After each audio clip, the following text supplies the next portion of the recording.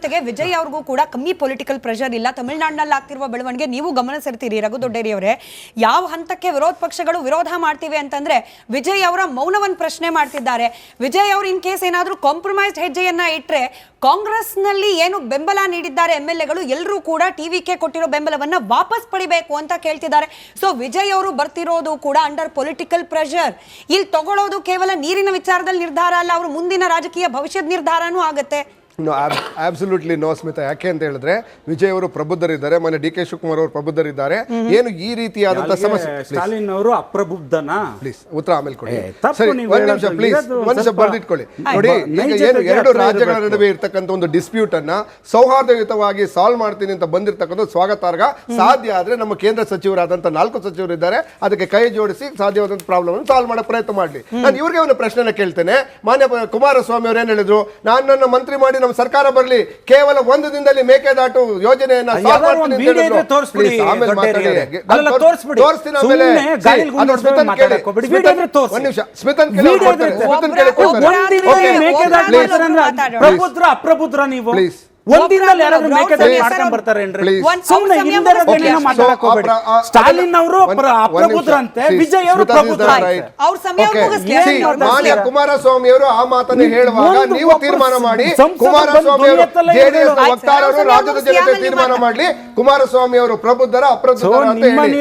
ಕೇವಲ 1 ದಿನದಲ್ಲಿ ನಾನು ಅಪ್ರೋಚ್ ಮಾಡ್ತೀನಿ ಅಂತ ಹೇಳಿದ್ರು. ಇಲ್ಲಿಯವರೆಗೂ ಯಾಕೆ ಮೇಕೆದಾಟು ವಿಚಾರವಾಗಿ ಮಾನ್ಯ ಪ್ರಧಾನಮಂತ್ರಿಗಳ ಜೊತೆ ಮಾತಾಡ್ತಾ ಇಲ್ಲ?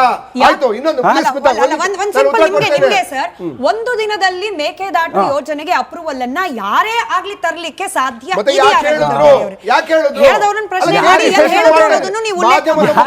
ರಾಜ್ಯದ ಜನತೆಯ ಪರವಾಗಿ ಆಧಾರದ ಮೇಲೆ 1 ದಿನದಲ್ಲಿ ತರ್ತೀನಿ ಅಂತ ಹೇಳಿದ್ರಿ. ಆಯ್ತು, ಇನ್ನೊಂದು ನಮ್ಮ ಮಿತ್ರರು ಹೇಳಿದ್ರು ದೇವೇಗೌಡರು ಹೋಗಿ ಭಿಕ್ಷೆ ಬೇಡ್ತಾವ್ರೆ ಅಂತ.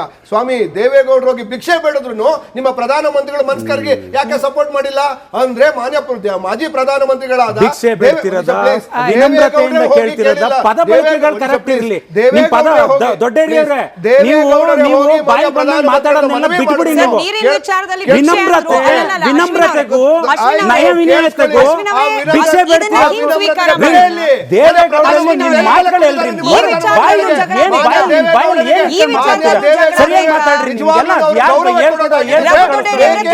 ಭಿಕ್ಷೆ ಅಂತ ಹೇಳಿದ್ದಾರೆ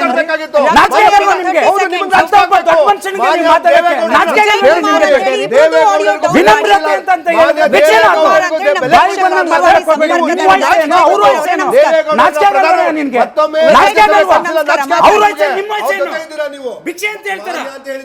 ವಿಜಯ್ ಕುಮಾರ್ ಸರ್, ಧ್ವನಿ ತಲುಪ್ತಾ ಇದೆಯಾ? ಹೇಳಿ ಸರ್. DK ಶಿವಕುಮಾರ್ ಅವರು ಹಾಗೆ ವಿಜಯ್ ಅವರು ಮಾತುಕತೆಯ ಟೇಬಲ್ ಬರ್ತಾ ಇರೋದನ್ನ ತಾವು ಯಾವ ರೀತಿ ಗಮನಿಸ್ತೀರಿ? ಹಲೋ, ಹೇಳಿ ಸರ್. ವಿಜಯ್ ಕುಮಾರ್ ಸರ್ ನಮಸ್ಕಾರ. ನನ್ ಧ್ವನಿ ತಲುಪ್ತಾ ಇದ್ರೆ ಮಾತಾಡಿ, ನಿಮ್ಮ ಅಭಿಪ್ರಾಯ ತಿಳಿಸಿ. ಕೇಳಿಸಿ. ಇಲ್ಲ, ಮಾಡೇ ಮಾಡ್ತಾರೆ. ಮೊನ್ನೆ ಮುಖ್ಯಮಂತ್ರಿಗಳು ಯಾವ್ದು ಹಿಡಿದು ದಾಟ ಬಿಡಲ್ಲ, ಅವರು ಮಾಡ್ಲೇಬೇಕು ಅಂತ ತೀರ್ಮಾನ ಮಾಡಿದ್ದಾರೆ. ಮೇಕೆದಾಟು ಯೋಜನೆ ಮಾಡೇ ತೀರ್ತಾರೆ ಅವರು. ಕನಕಪುರದವರು ಅಂತ ಈ ವಿಶ್ವಾಸನ ಸರ್, ಅಥವಾ ನಿಜವಾಗ್ಲೂ ರೈತರು ಅಥವಾ ಮೊದ್ಲಿಂದನೂ ಅಷ್ಟೇನೆ. ಅವ್ರು ಹಿಡಿದು ದಾಟ ಬಿಡಲ್ಲ, ಅವ್ರು ಮಾಡೇ ತೀರ್ತಾರೆ. ಆದ್ರೆ ವಿರೋಧ ಪಕ್ಷದವ್ರು ಯಾರು ಸಹಾಯ ಮಾಡ್ತಾ ಇಲ್ಲ. ಈ ಕುಮಾರಸ್ವಾಮಿ ಅವರು JDS ಹೋಗ್ತಾರೆ ಹೇಳ್ತಿದ್ರು, ಈಗ ಕುಮಾರಸ್ವಾಮಿ ಅವರ ಮಾತೇ ಹೇಳಿಲ್ಲ ಅಂತ. ಅದನ್ನ 5 ನಿಮಿಷದಲ್ಲಿ ನಾನು ಪರ್ಮಿಷನ್ ಕೊಡ್ತೀನಿ ಸೆಂಟ್ರಲ್ ಗವರ್ಮೆಂಟ್ ಇಂದ, ನೀವೆಲ್ಲ ಒಕ್ಕೂರಾಗಿ ಮಾಡಿ ಅಂತ ಹೇಳುದು ಸತ್ಯ. ಅದು ಇವರು ಇಲ್ಲ ಅಂತ ವಕ್ತಾರರು, ಇವರು JDS ಅಶ್ವಿನಿ ಅವರು ಇಲ್ಲ ಅಂತ ವಾದ ಮಾಡ್ತಾರೆ. ನಿಮಗೆ ವಿಶ್ವಾಸ ಇದೆ ಹಾಗಾದ್ರೆ DK ಶಿವಕುಮಾರ್ ಅವರು ಮೇಕೆದಾಟು ಮಾಡೇ ಮಾಡ್ತಾರೆ ಅಂತ ಹೇಳಿ? ನೀವೇ thank you sir. Yes sir, thank you. Krishnappa Lamani ಅಂತ ಹೇಳಿ ಬೆಳಗಾವಿಯಿಂದ ದೂರವಾಣಿ ಸಂಪರ್ಕದಲ್ಲಿದ್ದಾರೆ. ಸರ್ ನಮಸ್ಕಾರ. ನಮಸ್ಕಾರ ಮೇಡಮ್.